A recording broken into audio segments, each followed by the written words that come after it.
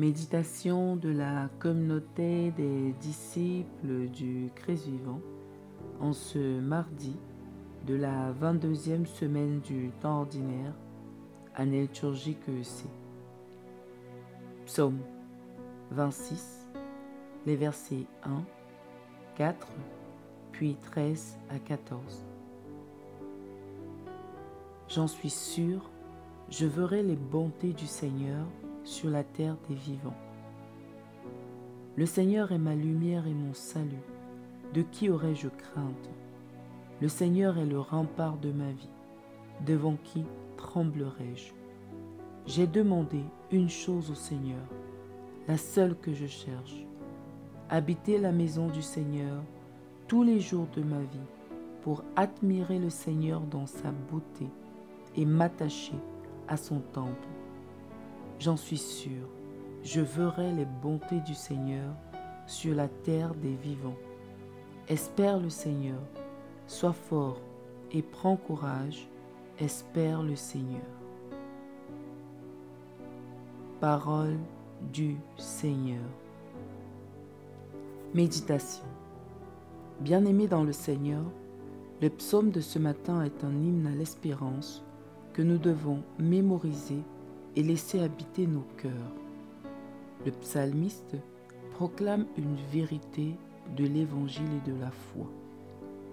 Celui qui fait de Dieu son tout verra ses bontés sur la terre des vivants. Dans la première partie du psaume, on peut dégager les caractéristiques de ceux à qui cette promesse s'adresse. Ce sont ceux qui ont fait de Dieu leur lumière et leur salut, le rempart de leur vie. Il s'agit de ceux qui ont décidé de suivre Jésus et y mettent tout leur cœur, ceux qui ne se tiennent pas sur la sagesse du monde, mais sur celle de Dieu, ceux qui attendent de Dieu, qui choisissent ses voies, l'humilité, le pardon, la douceur, la patience, le travail, la vérité, quoi que cela leur coûte. Ceux qui s'appuient sur Dieu dans toutes leurs décisions. Ils ne lui demandent pas d'accompagner et de bénir leurs projets à eux, mais recherchent les projets, la volonté de Dieu et l'accomplissent.